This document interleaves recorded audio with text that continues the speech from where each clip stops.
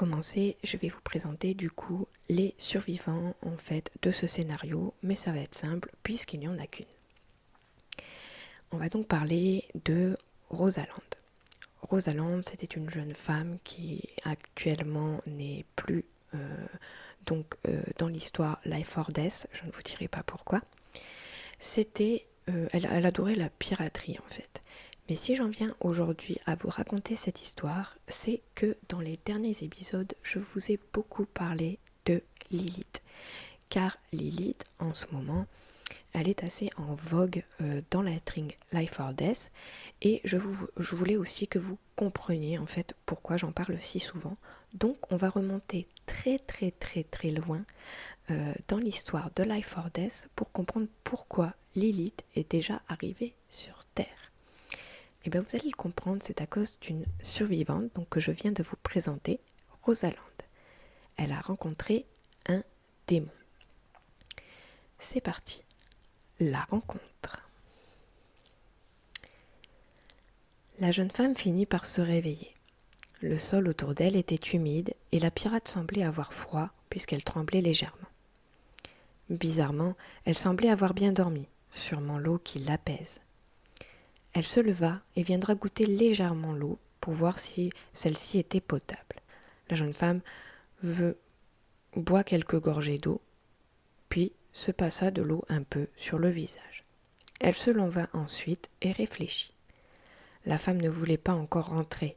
Au lieu de ça, elle ira s'asseoir sur une sorte de tronc d'arbre coupé et toujours les yeux rivés vers l'eau.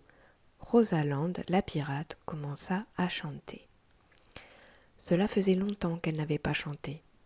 La douce voix de la jeune femme résonna dans ce lieu si merveilleux et relaxant qu'était le lac. Vous allez peut-être reconnaître les paroles de cette chanson. Le roi et ses pairs ont enfermé la reine. Au bord d'un bateau de plomb, nous naviguerons, et par ses pouvoirs, moi et mes frères voguerons. Yo-ho sur l'heure, y sont nos couleurs. Icéo, l'âme des pirates jamais ne mourra.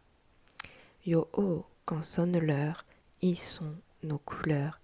Icéo, l'âme des pirates jamais ne mourra. Il y a les morts, il y a les vivants, mais d'autres voguent sur les flots. Grâce aux clés de la cage, il faut payer le diable, et pour prier notre âme. Les morts ne peuvent pas faire voile vers les mystères du funèbre océan. On nous sonne, mais soyons forts, et rentrons au port. Yo-ho, sur l'heure, y sont nos couleurs. Icéo, l'âme des pirates jamais ne mourra. Yo-ho, quand sonne l'heure, y sont nos couleurs.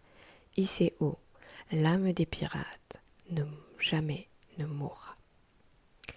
Alors que la jeune femme chantait tranquillement au bord du lac, une voix masculine s'ajoute à la sienne.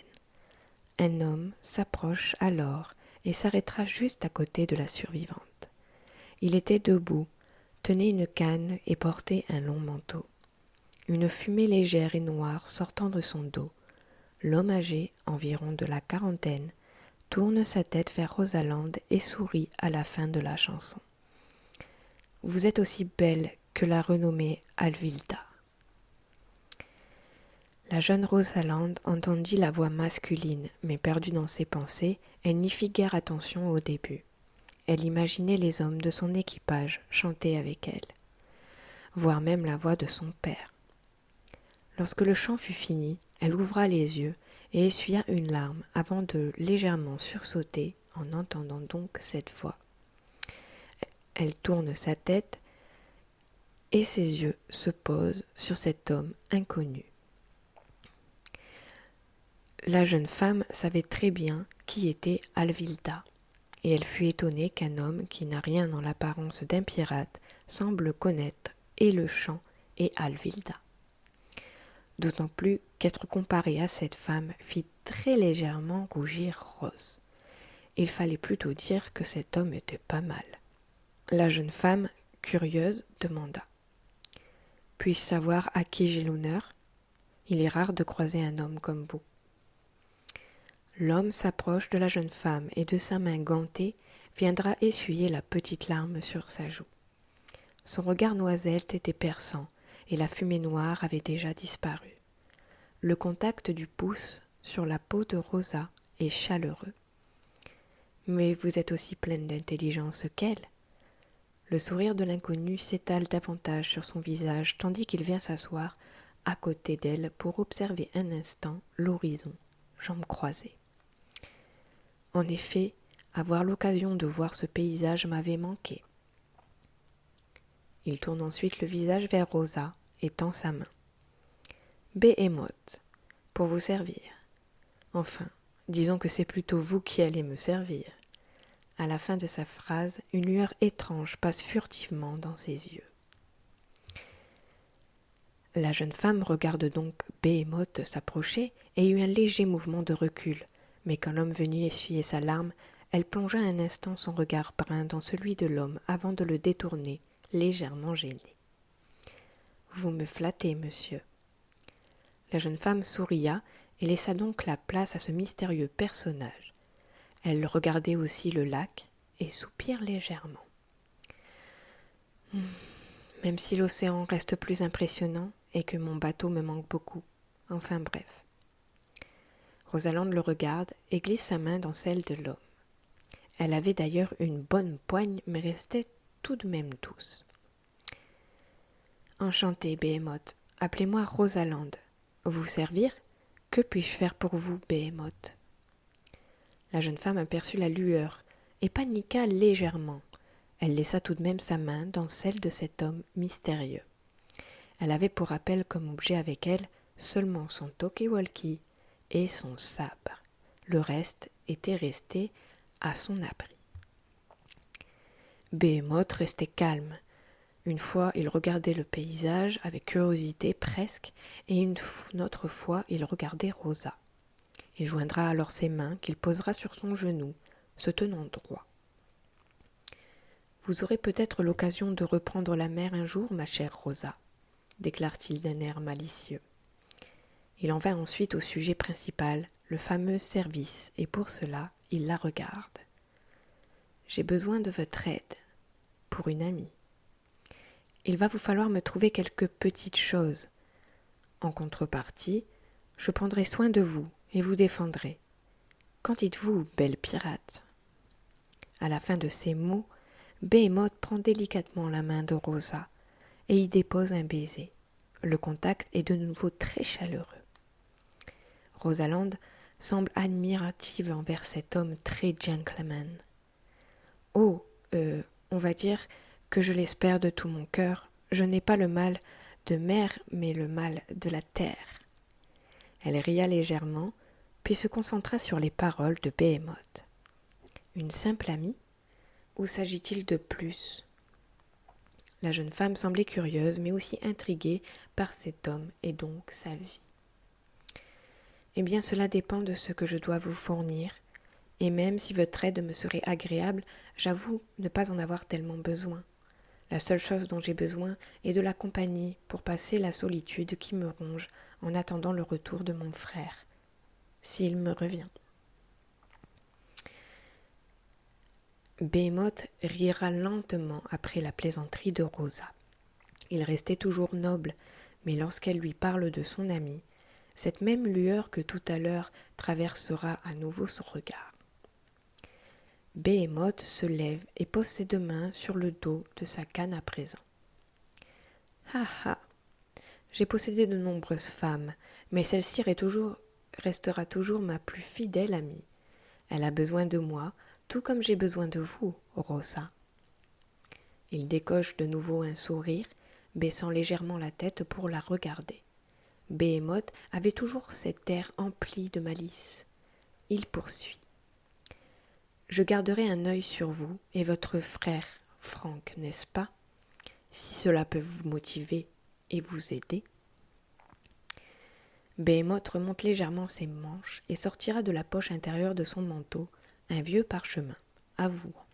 « Ramenez-moi ces petites choses, ne me décevez pas, comme la dernière survivante qui devait m'aider. » Étrangement dans son ton, de l'agacement, presque lorsqu'il parle. Sur le parchemin, une belle écriture liste ces quelques ingrédients. Une plume d'ange, le venin d'une araignée dans une seringue, le cœur d'un wendigo et 2 herbes médicinales. Ce n'est donc pas grand-chose ce qu'il demande. Rosalande regardait toujours l'homme, mais semblait légèrement déçue.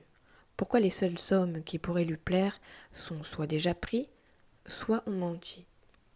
Un léger soupir se laissa entendre, puis elle sourit. « Bien, je vais vous aider, du moins faire de mon mieux pour vous aider. » La jeune femme souria légèrement. « Ne m'offrez rien en échange. Je sais à quel point la perte d'une personne qui nous est chère peut nous détruire, alors je vous aiderai. » Rosalande se lève à son tour et prit le parchemin qu'elle déplia et lut attentivement. Elle sourit en voyant la plume de l'ange. « J'ai déjà un objet sur cette liste. J'espère vraiment réussir. Je n'ai pas envie de vous connaître détruit et désespéré. » La jeune femme afficha un léger sourire déterminé. Behemoth semble l'observer avec intensité pendant qu'elle jette un œil sur le parchemin. « C'est honorable de votre part, donner sans retour. » Ceci semble le satisfaire au plus haut point même. Il s'approche de Rosa, touche encore son visage avec douceur et cette chaleur si étrange. « Vous êtes plus admirable qu'Alvilda. » Behemoth la dévore presque du regard. Puis il se détache, fait tourner sa canne dans sa main en s'éloignant. « Je suis intimement convaincu que vous ne me décevrez pas, Rosalande, et que nous nous reverrons très bientôt. Cette lueur bizarre fera de nouveau briller ses yeux. Je garde un œil sur vous, Rosa la pirate. » Puis il disparut dans un léger nuage de fumée noire. Voilà pour la rencontre avec donc la survivante Rosalande et Behemoth. Donc vous avez pu comprendre en fait que Behemoth, qui n'est autre qu'un démon, d'ailleurs je comprends pas pourquoi Rosa à ce moment-là elle n'a pas fait le lien, peut-être que son perso en fait ne connaissait tout simplement pas tout ce qui est Behemoth, Lilith, tout ça. Donc elle s'est un peu laissée embobiner en fait par le charme assez gentleman de mon cher PNJ Behemoth. Donc j'étais assez fière en fait qu'elle accepte cette petite quête. Du coup c'est la fin de cette histoire, mais sachez qu'il y aura une suite, donc dans mes prochaines vidéos lectures, n'hésitez pas à vous abonner pour avoir la suite de cette histoire. Est-ce que Rosalande va réussir à trouver tous les bons ingrédients? Une fois qu'elle les aura trouvés, que va-t-il se passer? Que va faire Behemoth? Eh bien, ça sera la suite dans un prochain épisode. En attendant, je vous fais des bisous et passez une bonne fin de week-end, une bonne nuit. Kiss kiss.